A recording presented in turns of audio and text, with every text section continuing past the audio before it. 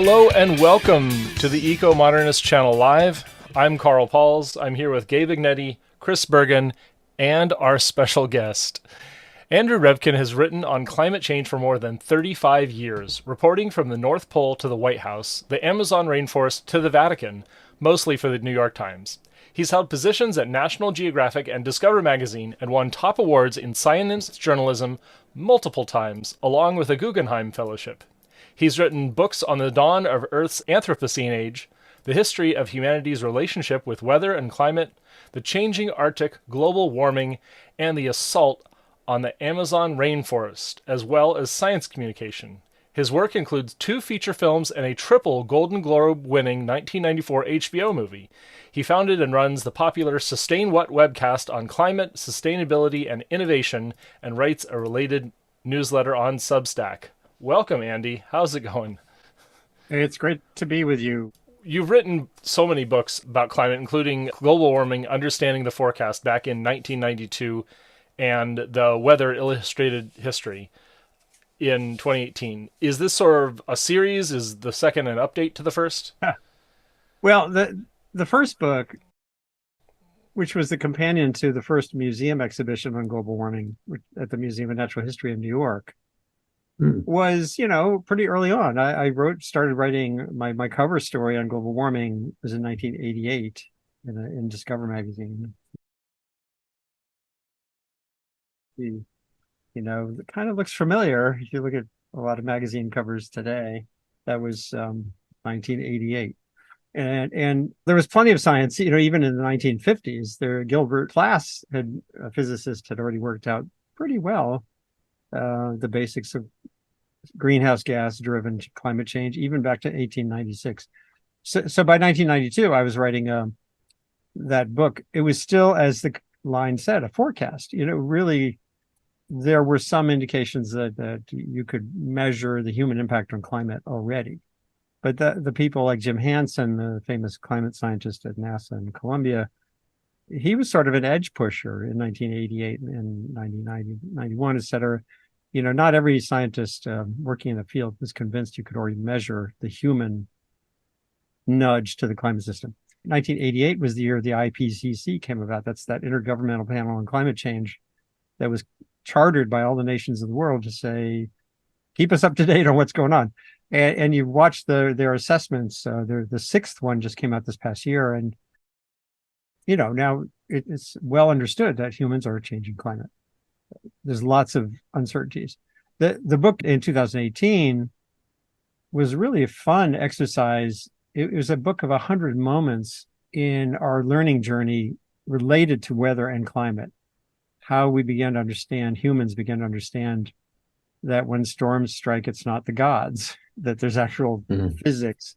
In China and in Greece around the same time, people were starting to understand, there's actually something going on here. And then that book took us forward through climate change, and it was 100 moments and how we understand when we got to the atmosphere on the Earth, what's going to happen 100,000 years from now. It was really interesting. My wife actually co-created that book with me. It was so very different. We've got this history of coming to greater wisdom when it comes to our understanding of the weather and climate. That's the forecast. And what is our current understanding evolving? How can we approach what's coming? Well, parallel to starting to understand this momentous change in our relationship with climate comes the understanding of what are the things you can do about it. To me, it actually has evolved in my own head. My mental model for what's going on is more, we are slowly, begrudgingly developing a new relationship with the climate system that works in 2 directions. That book on the history of our understanding, 99% of human history, climate and weather did stuff, and we got out of the way, we put on clothing, we tamed fire, moved into caves. We either got out of the way or we died. But it did the stuff. We were reactive. And over the last several thousand years, through agriculture initially, and then now with industrialization, we're in a 2-way relationship with the system for the first time. And, after it all being one way. And that's why it doesn't surprise me at all that this is not an easy sell. It's not just politics. It's not just, cultural battles. It's a really uncomfortable thing to understand that you're on a planet where you are now actually powerfully influencing some basic properties of that planet. And of course, biosphere as well. We're extinguishing species left. Humans have moved species around the world in ways that have profoundly changed things under our feet. The earthworms in North America didn't exist before we brought them there. Most of the honeybee species you see around you were brought here from Europe. They're not native. There's so many aspects of nature, quote unquote, that we have changed. These are not easy. Humans really have put on some lenses through science that can ratchet forward how we respond to things. So all of that is in play right now, and it's not easy. Are we kind of the masters of climate now? Is the Earth's climate kind of ours to control indirectly? Not even remotely. So we're in the early stages of, I don't know if it's like the 5 stages of death and dying, but the 5 stages of recognizing something big has changed. Start with, oh, something's going on. We now have this understanding of it works this way. We're really muddling with things that will have long-lasting impacts. CO2 isn't like soot. If you put soot in the air within 5 days, it's gone. It rains out or whatever. CO2 has this, long-term cumulative impact. All of that is just built in, the understanding of that is just built in a generation or so here. That book, that 2018 book, the last chapter, we decided to make the last chapter, well, what's the climate 100,000 years from now? And of course, the answer is it's up to us. It would have been for sure an ice age going forward. I don't think, if we maintain some potency, some technological capacity, I guarantee you we're not going to allow the next ice age to happen. And right now it's already, there's quite a few scientists who have calculated that we've already put off the next ice age involuntarily. We didn't realize, but now it's understood that the greenhouse gas forcing is stronger than the orbital flux that would normally take us back into an ice age the next 5,000-10,000 years. So management, I think, is in our future, but I don't think we're remotely there yet. And the more I've learned about behavioral science, which I didn't get into really until very late in my reporting on climate and sustainability, I started to realize, wow, a big part of this problem is in here. It's not out there. All of that kind of gets in the way of this notion that someday we'll all be sitting and there'll be someone with or an AI system with like knobs for CO2 and methane, and, that will sort of like just be managing our way through this. I'm not confident we have that capacity. Great. So we have knowns like the ice age is not coming back. And what are the other knowns, and what are some unknowns in our climate equation? Well, the knowns are greenhouse gases work. They trap energy. The system is out of balance because of this addition of greenhouse gases. More energy is being held in to the climate system. Most of that's going into the oceans. Physics demands that will eventually come back out of the oceans. So that is a fact. One other thing that's very well understood is that we don't know how hot it's going to get. So we don't know how much warming you get from a certain quotient of increased CO2. It's a range between 1 degree centigrade and 3 degrees centigrade. So 3 to 6 degrees Fahrenheit is the doubling, and we're not doubling CO2 unless we really, really burn everything. So that's what I call it. It's a known. That's a known unknown. And part of this is like the effect of the ocean and the oceans and the landmass and all of the land usage absorbs some of that heat. The ocean absorbs it, a tremendous amount of heat. And is there something else that I'm missing in my reading of the science that Well, the big driver of the unknowability of this is clouds. Some clouds make the world cooler. Some clouds trap heat, just like greenhouse gases. And the physics of clouds is still enormously complex. Wow. Joni Mitchell had it right. I really don't know clouds now. I still don't understand them. I call some of these things not just known unknowns, but known unknowable. If you look at Google for that phrase and my name, you'll see some stuff I've tweeted about. To me, it's powerfully understood, if not acknowledged, that we are not going to answer some of these questions anytime soon. They're known unknowables in the context of making decisions that would have to be made in the next couple of decades to manage climate. And that's really uncomfortable for people. I mean, it's bad enough talking about unknowns, but tell me scientists you've talked to on the show who would happily say, oh, that's something we'll never know.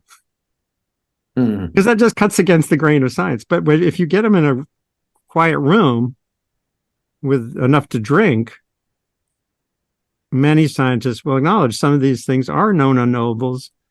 But the IPCC reports will never put that in print because, it's kind of like, what do you do that? They sort of give an upper range.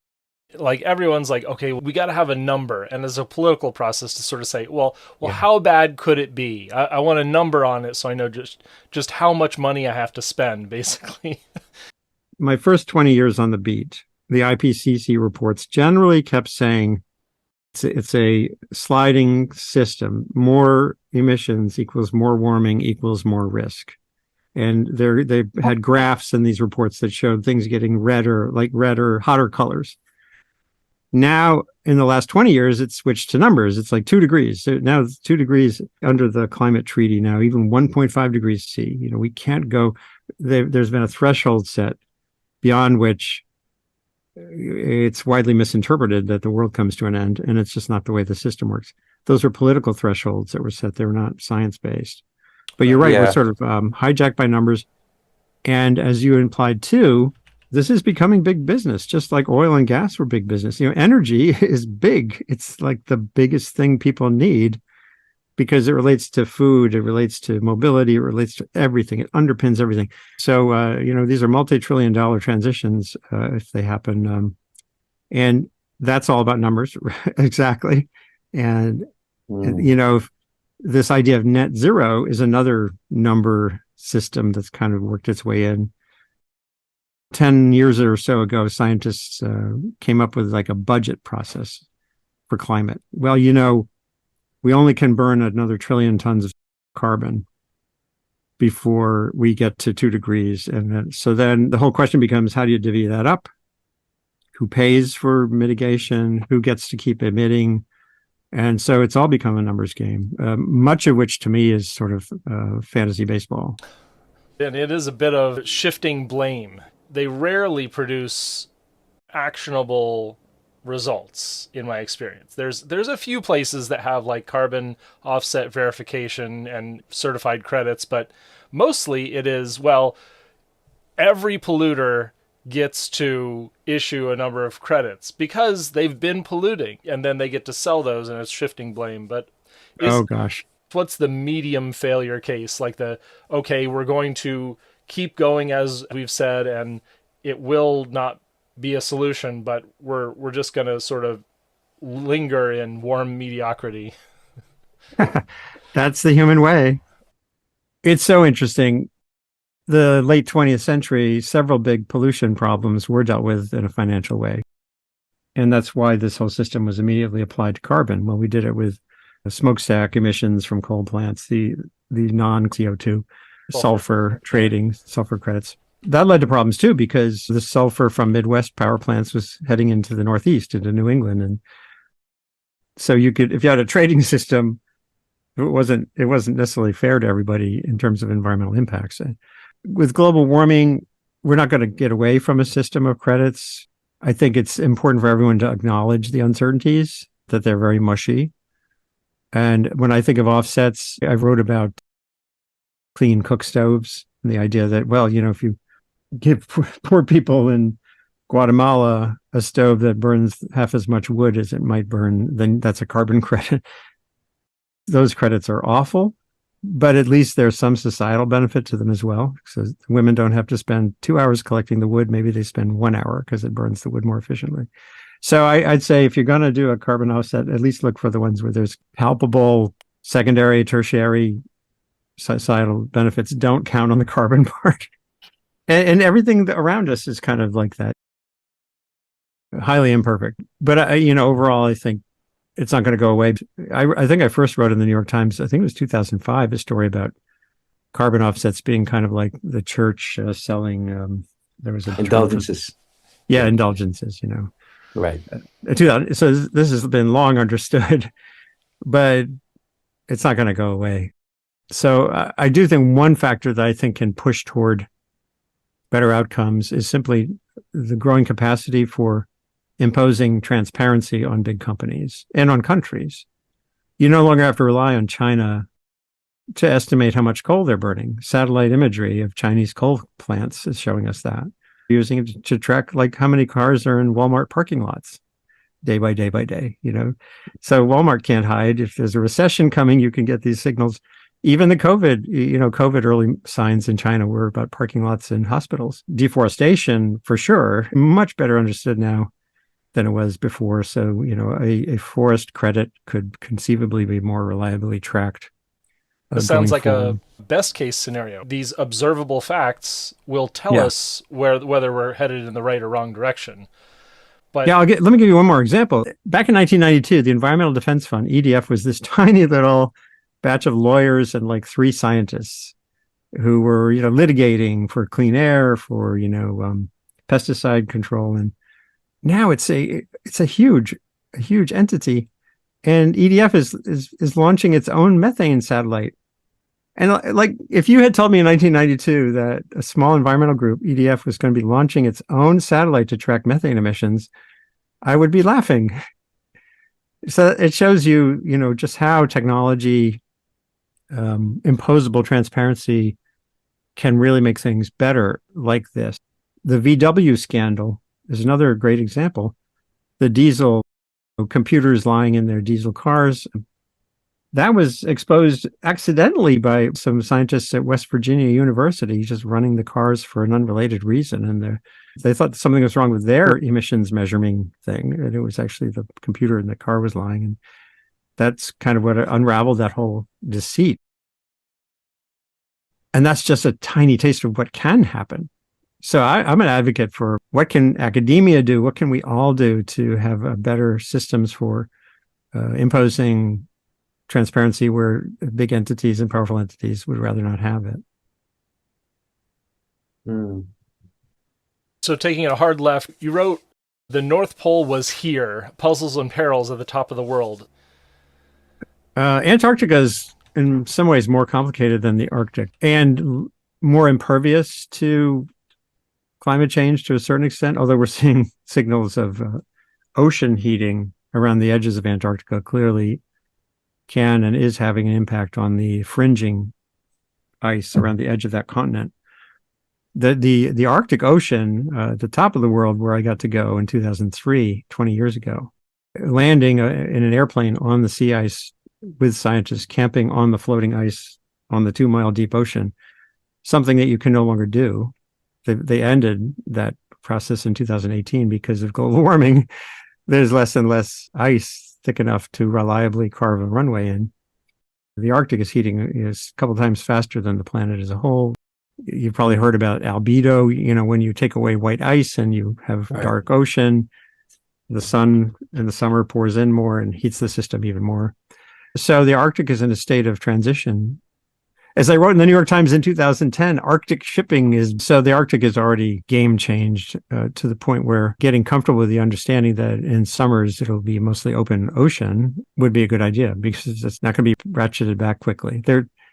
Some geoengineers think the Arctic should be a priority place for artificially blocking the sun and cooling climate. I can talk about that for an hour. But nice. So anyway, the Arctic, I think, is more consequential. Greenland, where else? It's a huge ice sheet, 2 miles thick ice, just the same as getting boring. The idea of ships going across north of the continents is already in Russia. It's already happening fairly routinely. There's shipping going from Asia across at the top of the Northeast Passage, which gets a lot less attention than we think about the Northwest Passage, the famous one. It's Antarctica, just smaller. And Greenland alone is 23 feet of sea level rise, but that would take thousands of years to melt. Antarctica, you've heard a lot of news lately about the Doomsday Glacier, the Thwaites ice shelf and ice sheet. And I've written and run webcasts on why you should be careful about how you interpret the word collapse when you hear about the Doomsday Glacier, because it's a process that takes centuries. It's not like Florida's not going to go underwater anytime soon. I think it's Gabe, you live in Miami, sunny day flooding is the real deal. And I'm in Maine too, we're having king tide. Yeah. So, but the idea there's some abrupt change is not. No matter how big, how many Manhattan-size icebergs fall off, each of those is like less than millimeters of ocean. Well, yeah, each of those is, and what you're looking at there is the ice shelf. Mm-hmm. That's ice that's already floating on the ocean. It's Antarctica is like this big pudding that's kind of sagging at the edges, and these ice shelves, they're hundreds of feet thick, are extruded into the sea, and there's lots of dramatic ice loss there, but that's not the mega sea level rise part. It's the part that's behind there, and the big debates are about how fast, if you take away that extruding, oozing putty at the edges, how fast does the bigger part move? And there too, I cast that in category of maybe not quite known, unknowable, but definitely don't count on some magic new IPCC report in the next 5 years saying, oh, now we know it's going to be 3 feet by 2100. That is not going to happen. And I can point you to some of the conversations I've done with Antarctic ice scientists who readily acknowledge that it's not like that. That's been misconstrued. So you're saying there's not going to be an Antarctic black swan event. There's not going to be any singular year of ice loss that gives us a big rise or a big ending of some ecosystem. Well, black swans are almost by definition something you can't say will never happen. True. But the basic physics is such that I see if some investors said, hey, Andy, I really want to hedge against abrupt sea level rise, I'd say don't put a lot of money into the investment for abrupt sea level rise. I'm just 35 years on the climate beat guy. I'm not a practicing climatologist or glaciologist. I just know that's a lot of experience, though, and it's a wide experience. Well, some people say the great value of having been a journalist through this period on this beat, and literally having written thousands of articles and posts. And I've talked just in the last 3 or 4 years on my webcast, I've talked to probably about 1,200 people in the last 4 years who are involved in some aspect of sustainability or climate. I've looked at the whole picture. Like, I know some really great glaciologists who know nothing about climate modeling. I know climate modelers who know nothing about battery technology. And as a journalist, having looked at I've felt the whole elephant. And that's a pretty rare capacity. Yes. So even though I'm not an expert on any particular part of this, except maybe the communication part, I do feel I have a pretty good sense of the whole animal. And very few scientists even have the privilege, because to be a scientist, you have to be dug in on the one thing. Right. There are some Earth system scientists who have a wider view, but not a lot. Well, if someone with a huge, let's say, foundation came to you and said, well, how do we solve this climate problem? What is your solution? What does a, organized sort of turnaround look like?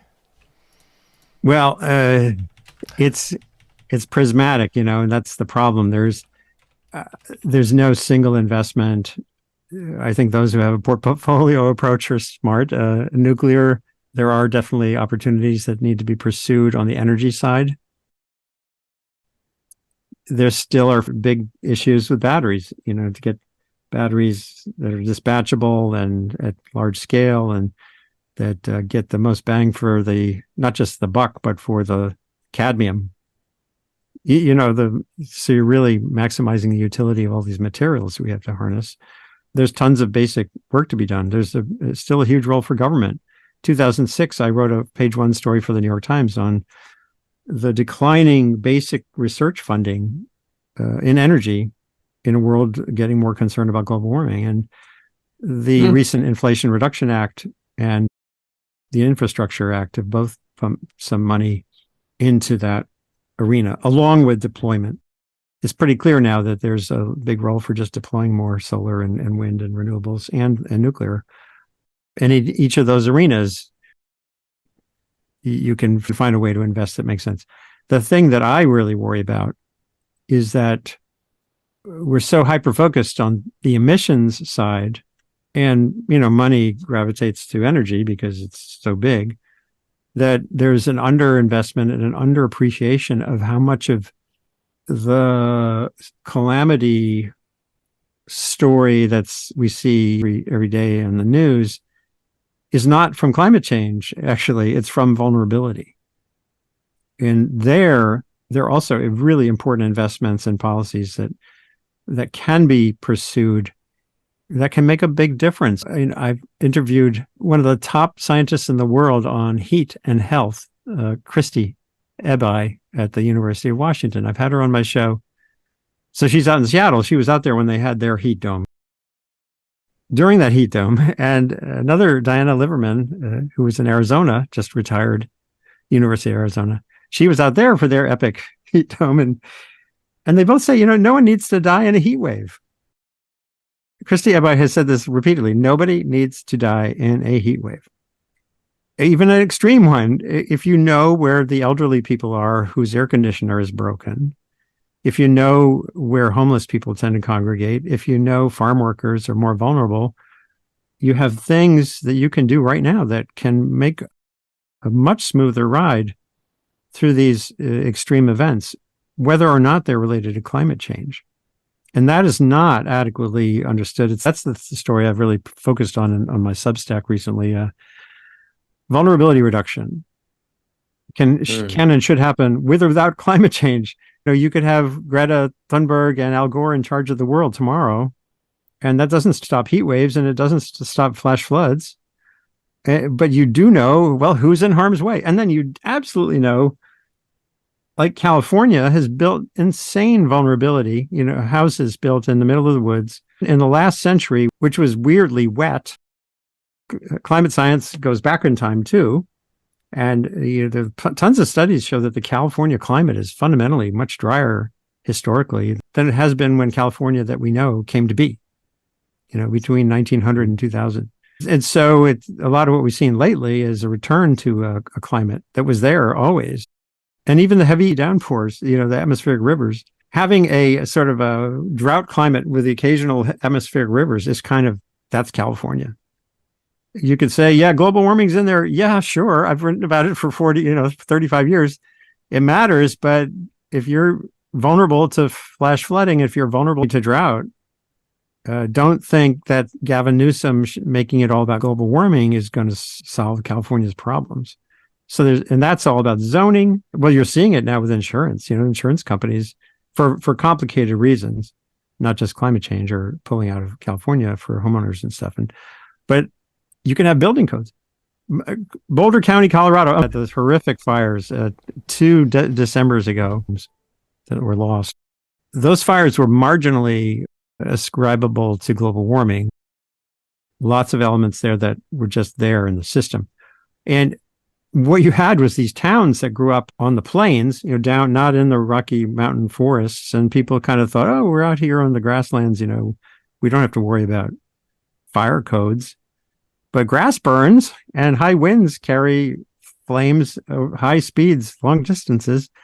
And those towns, Boulder County, the county, had put in pretty strict building codes like a decade earlier. But each individual town, and they had not done anything about their building codes. That can happen and should happen now with or without global warming. And you'll see a lot fewer headlines that are all about the climate crisis, because as my friends in disaster science say over and over again, there's no natural disaster, that a disaster is a function of failed preparation, not a function of a fire or flood or heat. Just spoke about fire being a perhaps climate related, but sometimes not climate related. What other than climate what other environmental threats or perhaps related environmental threats concern you the most? Well, I think this year has illustrated that smoke is a big deal, and we're going to see a lot more of it. Here, what's interesting is the climate science that focuses on history, the past, like looking at layers in the bottom of a lake where you would see a layer of like soot or charcoal from when there had been a wildfire 100 years ago or 1,000 years ago. Because a lake is like a book. It's mud, mud, mud, and then there'd be a layer of gravel from a big flood or a layer of pollen from a new plant. So it's like this really informative history book. And it's clear that North America, actually before Columbus, was a much smokier place. That smoke is a North American norm. And the last 100 years, what did we do? The Smokey the Bear, remember, put out every frickin' forest fire. And that created a fuel bundle, a fuel load, and also not just forests, but grasslands and like that. When there is a fire now, you have a super intense fires with lots of smoke. So get used to smoke is one thing. That's unfortunate. But there, as with heat, focus on who's vulnerable. We know generally who's vulnerable. I think, from here forward, you're going to see a lot more clarity. Sea level rise, absolutely. Centuries to come, seas are going to be rising. Here in Maine, the state has a coastal, a living shorelines project, maintain our habitability here. And we're fortunate to have resources to think about any of this stuff. That's people who are marginalized, people who are poor. They're in harm's way for virtually all of these impacts going forward. And so I'd have to say, in the most macro way, the thing that worries me on one level, but excites me if we can get at it is bringing up the bottom minimum income. These things get batted around, and a big chunk of the climate problem, as I just said earlier, is vulnerability. And so if you make people less vulnerable economically or in other ways, then we can have a much higher odds of navigating this century. On the vulnerability side, you've heard a lot about doomists and non-doomists, and you're an eco-modernist, right? So I unrelentingly open questions on all ends of this. I'd like to think there's an eco-modernist sort of techno-managed pathway here. AI cuts in both directions. But I see, again, the reporting I've done on behavioral and social sciences makes me think less about anything that looks like a managed situation. My skeptical radar kind of intensifies, as opposed to doing the best we can to spread general capacities for adaptability, for resilience, for connectedness. So who the person is in your town who's vulnerable to heat, for working out disputes. There's a guy at Columbia University where I've been the last 4 years, Peter Coleman. He runs what he calls a difficult conversations laboratory. There's a science to dispute resolution. Enough is understood about how people behave and misbehave that you can figure out how to kind of work your way through some very knotty problems. And his work grew out of conflicts like, Middle East peace and stuff. And if you think climate is hard, have a look at the Middle East. But there's ways forward that are not about climate science. They're about basic human societal functionality. The more I think about ways to do that, the more I'm confident that we're going to get through this century okay. Yeah. You've covered Washington, I'm sure. So going forward, is there any hope in this kind of breaking in the right direction? Yeah. And the less we talk about it as a climate thing, the more apt it is to happen. For example, the Inflation Reduction Act, the Infrastructure Act, CHIPS, they all have substantial climate components, but they weren't climate bills. And they involved some horse trading and compromise. And, anyone in this arena recognizes that the Inflation Reduction Act is the biggest single stimulus propelling change on the energy side of this question, for sure, in decades. And the Infrastructure Act similarly can do the same thing for vulnerability reduction, for resilience. because a lot of that's for community resilient infrastructure. The challenge there is making sure that money gets to where it's needed the most. And it's unfortunately our system, this is the politics and power of money. FEMA's existing rules, the way laws are written, make it easier for a community to get money to protect money than to protect people. When you're applying, one of the metrics is how much stuff is at risk. So if you're in the Hamptons, there's a shitload of stuff at risk. And that's why historically rich communities have an easier time getting money for shoreline replenishment and stuff than poor ones. That has to change, because finding ways to break those logjams is really important. There are ways to do this. The regulatory side, Biden is pushing forward with ever tougher standards for auto emissions to try to get electric vehicles propelled further along, and power plants. A lot of that's going to end up in the courts, and the Supreme Court is not generally going to be friendly to the climate side of things, but you never know. This court has been interesting so far, very complicated. So I think that the lesson of the last 20 years on climate legislation is focus on the problem, resilience, energy, and you can build a much broader base of support for it than if you think you're calling it a climate emergency act or something. A lot of utilities are looking at resiliency, avoiding blackouts as their number one priority coming forward. And of course, the several ISOs have issued warnings that they can't guarantee that the way the system is currently. Do you think we can trust a lot of the professionals that have been doing this 20, 30, 40 years in the utilities to build the better infrastructure, both for climate going forward and resiliency, or going to get sidetracked by special interests?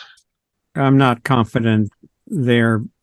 Historically, some of the things that happened to our power systems in the 80s, splitting up the generators and the transmitters, and it's very hard to find the internal financial logic to bury power lines, for example, in areas where the poles are going to go down in a storm. Mm-hmm. It's just not there. FERC, I don't know if you've had people on before talking about the regulatory challenges there, even with the money under the IRA and the infrastructure bill to do the things that you would have to do to have it more agile, low carbon grid, require an enormous scale of activity. There's been a growing number of headlines about fights in the West between environmental groups focused on endangered species on the ground in the desert and who want to pave the desert with solar panels. And then, moving distributed energy requires a lot of wires. A long time ago, I interviewed someone who said, if you love wind, you better at least like transmission. And nobody likes transmission. So what happens? Well, it all moves offshore. But offshore wind requires it's a lot more expensive. And I mean, it's not expensive because you don't have to buy the land rights, but it's a lot more technically challenging to do it at scale. Again, it's going to take time. And the moral of the story there, to me, looking at this over decades, looking at the history of energy systems even before climate, the scale monster, I call it. If you Google for scale monster, it stalks everything here, doing anything. The big problem with energy isn't so much whether it's a natural gas pipeline or a transmission line for wind power, it's scale. To do things at scale. And we don't have a system in this country that can sort of bulldoze through regional, state, other roadblocks. As you've seen, permitting reform is sort of kind of percolating, but way behind. And then, even for electric vehicles, again, scale in terms of the supply of these materials that are important for offshore wind. So having a new fleets of boats to do the offshore wind, the vessels and stuff, that's a backlog of need as well. That's why I don't really see much prospect of something magically happening that's going to speed up that energy transition. One thing I've done also recently is I started writing more and more about words. I have what's called a watchwords, a series I call watchwords, which is like just anytime you hear this word, just at least pause to think what it actually means. Energy transition. There are actually journals now called Energy Transition. There's technical journals. But there hasn't been an energy transition. More than 80% of the world's primary energy, all the energy we use, is still fossil. And it was 30 and 40 years ago. And we're greatly increasing solar and wind and renewables, and nuclear has been this, sort of steady state and shrinking wedge. But all that stuff, it's like frosting on a carbon cake.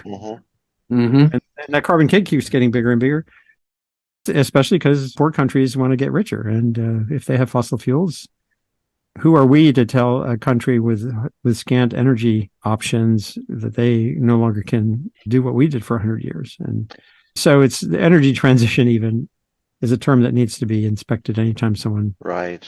I think I noticed 6-7 years ago that energy transition is code for let's build wind and solar only, or nearly only. And to me, every time I hear it now, I just think, oh, it's a Mark Jacobson fan. Yeah, or the German system. That transition was our loss of 30 plus gigawatts of nuclear since 2018. Exactly. Yeah.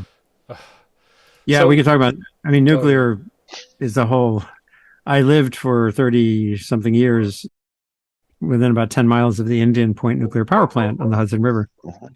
And I reported on it. I was inside the plant twice. I've got video of the cooling pool, and a lot of my friends are staunch anti-nuclear people. My wife, who I love dearly, and I have different views on nuclear, even on sustaining existing plants, let alone questions about the next generations of plants.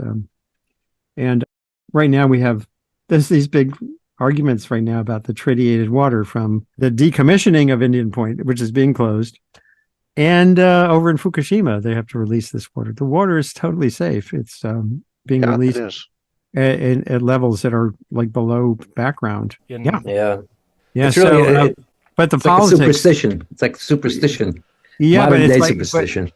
But it's really powerful. It's like, yes, it's like with what the fights over vaccination and so many other things, where as a journalist, one of the most discouraging bodies of knowledge that I dug in on was about all the inconvenient mind, the climate in here, and confirmation bias and cultural cognition. And, we've got this really intelligent brain that's been wrapped around a really primitive brain. And we're still ruled by those reactive, reflexive, tribal affiliation kind of feelings much more than data. And what are journalists trying to do? We're trying to lay out the real state of the world. And boy, it's kind of depressing when you realize that's the deficit model of a lot of scientists feel the same way. Well, if everyone just knows what I know, they have a deficit. And if we just fill their brains with the same knowledge we have, we'll all magically move forward. And it don't work that way. No. And getting comfortable with that is part of finding ways to navigate that is part of going forward. It's not easy. So as you're going forward, you've got some tools of your own, a newsletter and a webcast, and as well as a new book. So you want to take those in any order? What are you most excited about right now? Well, yeah, I'm leaving Columbia University in mid-July. I'm going off on my own. I moved to Maine a year ago for various reasons. That kind of liberates me to do whatever the hell I want to do at this stage of my life. I really am a graybeard. And I'm going to keep doing my Substack thing. And it's called Sustain What? And the webcasts that I started 3.5 years ago are also called Sustain What? And what I'm trying to convey there is, again, as I said with energy transition, don't talk to me in labels.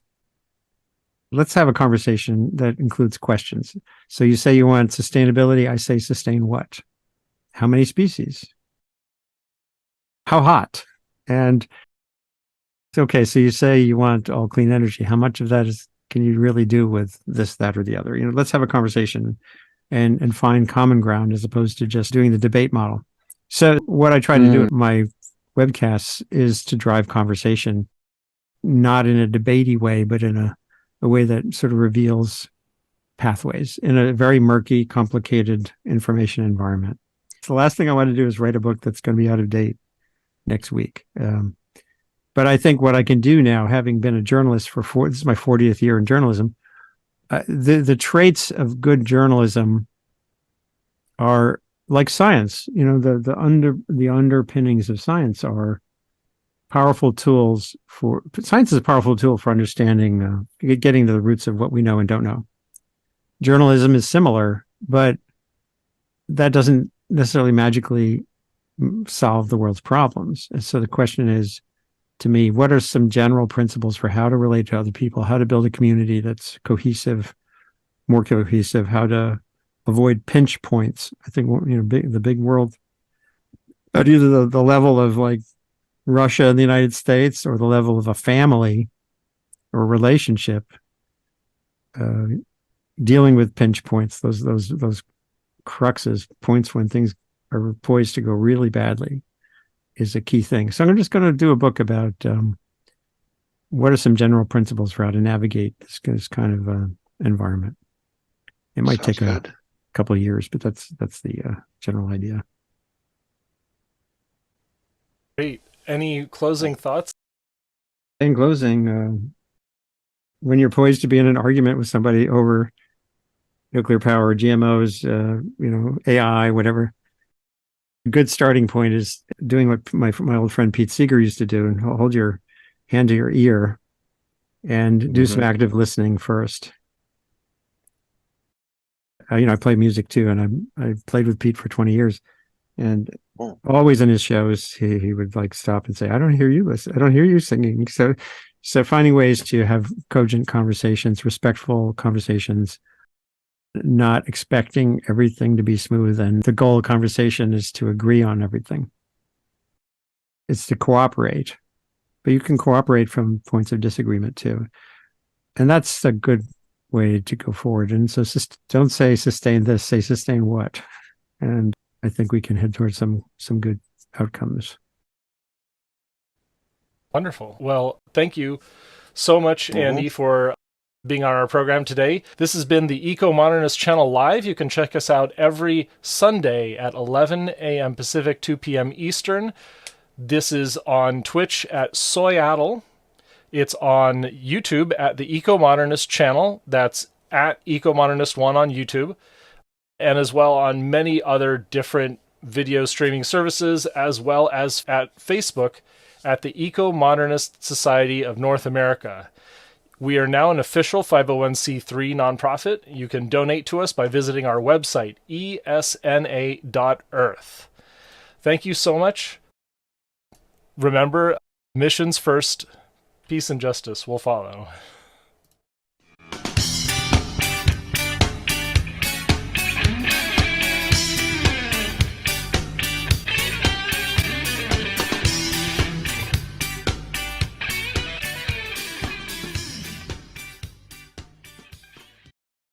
Please subscribe to us on YouTube, Ecomodernist Channel.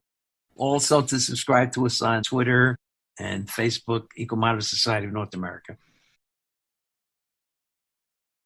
And online at https://esna.earth.